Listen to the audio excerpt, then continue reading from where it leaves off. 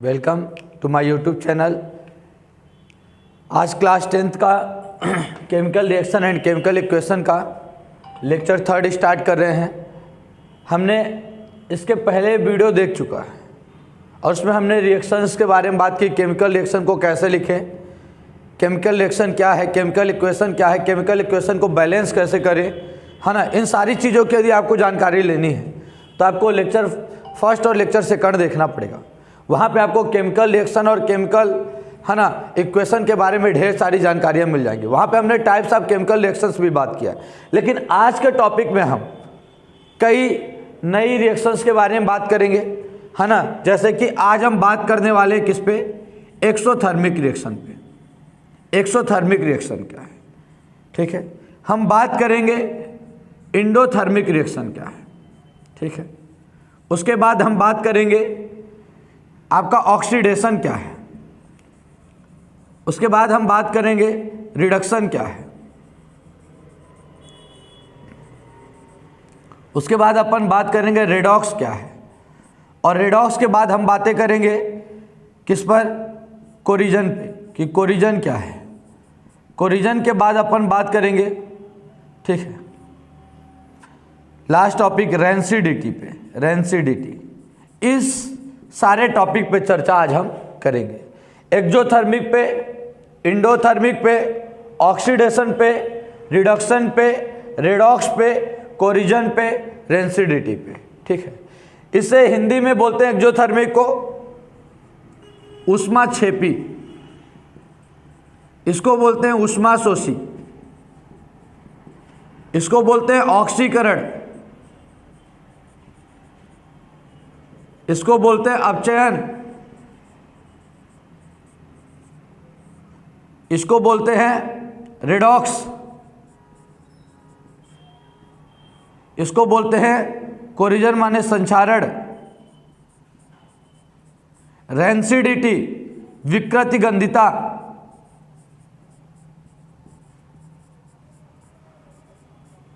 ये सारे जो हैं टॉपिक पे आज हम चर्चा करेंगे इस लेक्चर 3 में। ऊष्माक्षेपी क्या है, उसके रिएक्शंस क्या हैं, ऊष्माशोषी क्या है, उसकी अभिक्रियाएं, ऑक्सीकरण उसकी अभिक्रियाएं, अपचयन उसकी अभिक्रियाएं, रेडॉक्स उसकी अभिक्रियाएं, संक्षारण क्या है, विकृति गंधिता क्या है।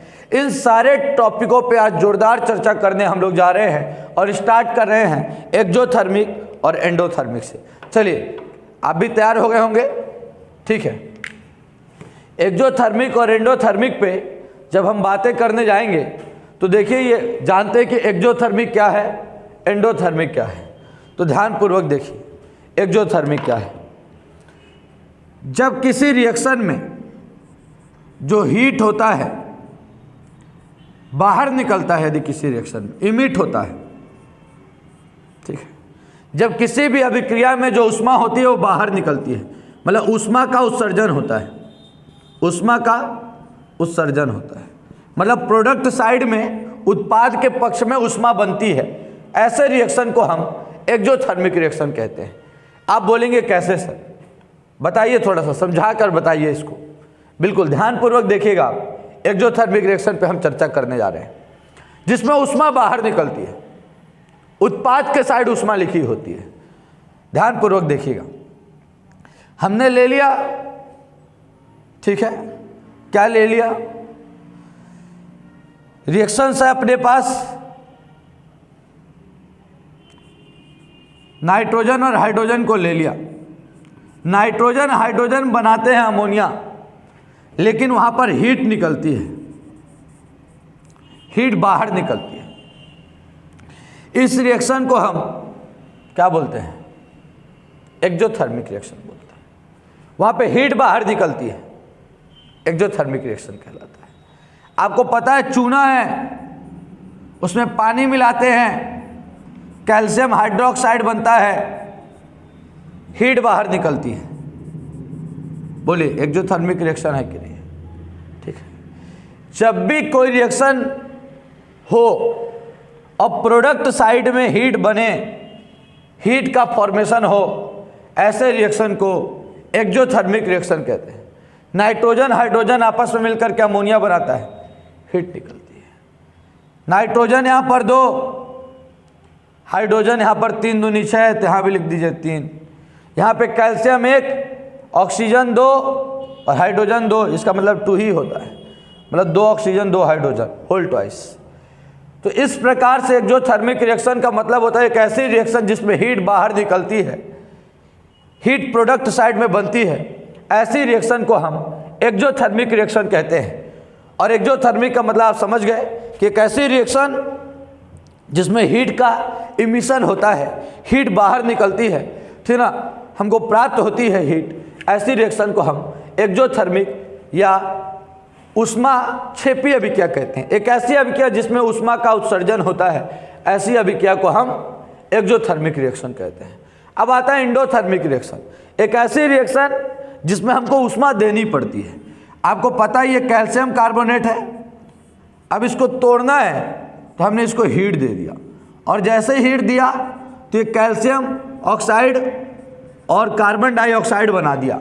मतलब हमने जब इसको हीट दिया तब जाकर के प्रोडक्ट बनी, मतलब हमने हीट किसको दिया, रिएक्टेंट में दिया, अभिकारक में दिया, और उधर उत्पाद में पहले बन रहा था, लेकिन अब अभिकारक को देना पड़ रहा है। जब हम किसी अभिक्रिया में ऊष्मा देते हैं, नेसस पर है, ऊष्मा देते हैं, ऊष्मा उत्सर्जित नहीं होती, ऊष्मा का अवशोषण होता है, ऊष्मा इसके द्वारा सोखा जाता है, ठीक ना, एब्जर्व, हीट इस यहाँ एब्जर्व होती है, समझ आया कि नहीं। जब हीट देते हैं आप किसी को और तब जो अभिक्रिया संपन्न होती है, ऐसी रिएक्शन को हम क्या बोलते हैं, एंडोथर्मिक बोलते हैं।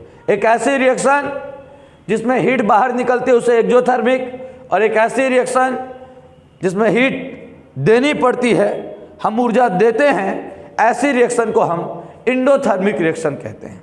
उसके बाद आज हम चर्चा करेंगे एक्सोथर्मिक एंडोथर्मिक के बाद ऑक्सीडेशन रिएक्शन की। ऑक्सीडेशन क्या है, एक ऐसी रिएक्शन जिसमें ऑक्सीजन ऐड होता है, एक ऐसी रिएक्शन जिसमें ऑक्सीजन ऐड होता है, या एक ऐसी रिएक्शन जिसमें हाइड्रोजन बाहर निकलता है, ऑक्सीजन ऐड हो हाइड्रोजन बाहर निकले, ऐसी रिएक्शन को ऑक्सीडेशन रिएक्शन बोलते हैं। ऑक्सीजन का ऐड होना, एसन का मतलब भी केमिस्ट्री में प्रोसेस होता है, और ऑक्सी थी ना, ऑक्सीजन से बना है। ऑक्सीजन का ऐड होना और हाइड्रोजन का रिमूव होना, ऑक्सीजन का जुड़ना और हाइड्रोजन का निकलना ऑक्सीकरण कहलाता है। अरे नाम से स्पष्ट है, ऑक्सीकरण, करण माने प्रक्रिया, ऑक्सी माने ऑक्सीजन, किसी भी अभिक्रिया में ऑक्सीजन के जुड़ने की प्रक्रिया ऑक्सीकरण कहलाती है। उल्टा कह सकते हैं, हाइड्रोजन के निकलने की भी प्रक्रिया ऑक्सीकरण कहलाती है। कैसे, ये आप देख रहे हैं, ये कॉपर लिखा है, हमने इसकी रिएक्शन ऑक्सीजन के साथ करा दी, CuO बन गया। बोलिए, कॉपर के साथ ऑक्सीजन जुड़ा, मतलब कॉपर का क्या हुआ, ऑक्सीडेशन हुआ, ऑक्सीकरण हुआ। हाइड्रोजन है, ऑक्सीजन से रिएक्शन कराया, ऑक्सीजन जाकर के हाइड्रोजन से जुड़ गया, क्या हुआ, उसका ऑक्सीडेशन हुआ। ऑक्सीडेशन का मतलब ही होता है ऑक्सीजन का जुड़ना, ऑक्सीजन का जुड़ना, हाइड्रोजन का निकलना। क्लास 10 में, अभी तो बड़ी क्लासों में जाएंगे और लंबी लंबी है ना, बहुत हमको इसमें बताने के लिए है बहुत कुछ, लेकिन आपको ये बता दिया जाए, ऑक्सीजन का जुड़ना ही ऑक्सीकरण कहलाता है, ऑक्सीडेशन कहलाता है, और हाइड्रोजन का निकलना ऑक्सीकरण कहलाता है। जबकि हाइड्रोजन का जुड़ना रिडक्शन कहलाता है, और ऑक्सीजन का निकलना भी रिडक्शन कहलाता है, मतलब अपचयन कहलाता है। अब आप बोलेंगे कैसे, आपको पता है ना, हमने लिख दिया यहाँ पर सोडियम, रिएक्शन करा दी हाइड्रोजन से, यानी H बनेगा ना, हाइड्रोजन ऐड हो गया, बोलो इसको क्या बोलेंगे, रिडक्शन। हमने ले लिया कुछ भी और उसके साथ हाइड्रोजन क्रिया कर लिया, हाइड्रोजन जुड़ जाए, उसे हम क्या बोलते हैं, अपचयन, ठीक है। और जब दोनों प्रोसेस एक साथ हो, हमने यहाँ पर लिख दिया CuO और यहाँ लिख दिया H2, रिएक्शन हुआ तो ये जो कॉपर था इसने अपने ऑक्सीजन को हाइड्रोजन को दे दिया, तो ऑक्सीजन निकला किसका, कॉपर का, तो जिससे ऑक्सीजन हट गया मतलब उसका रिडक्शन हुआ, अपचयन हुआ। और जिसके साथ ऑक्सीजन जुड़ गया, हाइड्रोजन के साथ आकर के ऑक्सीजन जुड़ गया, जल बन गया, मतलब क्या हुआ, इसका ऑक्सीडेशन हुआ। और जब किसी रिएक्शन में ऑक्सीडेशन और रिडक्शन दोनों साथ साथ होते हैं मतलब ऑक्सीकरण और अपचयन दोनों साथ साथ होते हैं, ऐसी अभिक्रिया को हम रेडॉक्स अभिक्रिया कहते हैं। क्या कहते हैं? रेडॉक्स। इसका नाम रेडॉक्स कैसे पड़ा? तो ध्यान दीजिएगा, इस रिडक्शन का रेड और ऑक्सीडेशन का ऑक्स दोनों मिला करके बोल दिए रेडॉक्स। जब ऑक्सीडेशन और रिडक्शन दोनों साथ साथ होते हैं, ऐसी रिएक्शन को हम रेडॉक्स रिएक्शन कहते हैं। बहुत अच्छा, आगे बढ़ते हैं अपन। आगे का जो टॉपिक है हमारा, अब आता है कोरिजन। कोरिजन को हम बोलते हैं संक्षारण। कोरिजन को क्या बोलते हैं? संक्षारण। अब ये कोरिजन है क्या? ये कोरिजन कहलाता क्या है? ये कोरिजन है क्या? संक्षारण है क्या? तो ध्यानपूर्वक देखिए संक्षारण क्या है। ठीक है, संक्षारण सबसे पहले तो किसी भी धातु का वायुमंडल के रासायनिक अभिकर्मक, वायुमंडल के रासायनिक अभिकर्मक मतलब एटमॉस्फेयर के जो भी केमिकल रिएजेंट होते हैं, किसी भी धातु का वायुमंडल के रासायनिक अभिकर्मक जैसे SO2, SO3, ammonia, nitrogen, oxygen, ठीक ना, वाटर, ETC, कार्बन डाइऑक्साइड। जब भी किसी भी धातु का वायुमंडल के रासायनिक अभिकर्मक मतलब एटमॉस्फेयर के केमिकल रिएजेंट, ठीक ना, किसी भी धातु के सतह का वायुमंडल के रासायनिक अभिकर्मक की उपस्थिति में, किसी भी धातु की सतह का, धातु मतलब मेटल को बोल रहा हूँ, लोहा, चांदी, तांबा, ठीक ना, याद रखिएगा, किसी भी धातु की सतह का वायुमंडल के रासायनिक अभिकर्मक की उपस्थिति में धीरे धीरे नष्ट होने की प्रक्रिया, धीरे धीरे नष्ट होने की प्रक्रिया क्या कहलाती है? संक्षारण कहलाती है। वायुमंडल की, ठीक ना, वायुमंडल के रासायनिक अभिकर्मक की उपस्थिति में धातु की सतह की धीरे धीरे नष्ट होने की प्रक्रिया क्या कहलाती है? संक्षारण कहलाती है, कोरिजन कहलाती है। ठीक ना, लोहे में जंग लगना इसी का उदाहरण है। लोहे में जंग लगना इसी का। When iron is expose to air, जब भी आयरन को हम एयर में खुला छोड़ देते हैं, ठीक ना, तो ये नमी के साथ और वायु के साथ क्रिया करके क्या बना देता है? Fe2O3 बना देता है, Fe2O3 बना देता है, ये हेमीहाइड्रेट है ना। तो इसी को अपन बोलते हैं क्या? जंग बोलते हैं, रस्ट बोलते हैं। समझ में आया कि नहीं? जंग बोलते हैं, इसी को रस्ट बोलते हैं। आयरन का जो है, लोहे का जो है, ऑक्सीजन और किसके, जल की उपस्थिति में क्या हो जाता है? जो लोहे की सतह होती है वो धीरे धीरे खराब हो जाती है। जैसे कहते हैं मूर्छा लग गया, जंग लग गया, भूरे कलर का जो आ जाता है वो इसी के कारण आ जाता है, इसी का भूरा रंग होता है। नहीं समझ पा रहे हैं? तो लोहे में जंग लगना, ठीक ना, आयरन का जो रस्ट होता है, रस्टिंग ऑफ आयरन, ये एग्जाम्पल है किसका? संक्षारण का। याद रखिएगा, किसी भी धातु की सतह का, है ना, ये केवल धातु की सतह पर होता है और बहुत ही मंद गति से होता है, मतलब ये बहुत ही स्लो प्रोसेस है। ये नहीं कि कल है ना आपकी साइकिल में जंग लग जाता है। याद रखिएगा, किसी भी धातु की सतह का धीरे धीरे नष्ट होने की प्रक्रिया संक्षारण कहलाती है। यहां तक कि जो आभूषण पहनती हैं, है ना, महिलाएं, हमारी माँ, बहन, जो भी और लोग हैं, सभी लोग, है ना, जो भी पहनते हैं सिल्वर, चांदी के आभूषण पहनते हैं। आपको पता है कि चांदी का आभूषण जो है वायुमंडल के H2S से क्रिया कर लेता है, इसके प्रति बहुत क्रियाशील होता है। AgS सिल्वर सल्फाइड बना देता है और इसी के कारण चांदी के आभूषण काले पड़ जाते हैं। आपको सोनी के पास जाना पड़ता है उसको साफ कराने के लिए। तो यहाँ भी चांदी एक क्या था? चांदी क्या था? Ag मतलब सिल्वर में क्या होता है? चांदी। तो जो चांदी होता है ना, वो किसके? Hydrogen sulphide. किसके?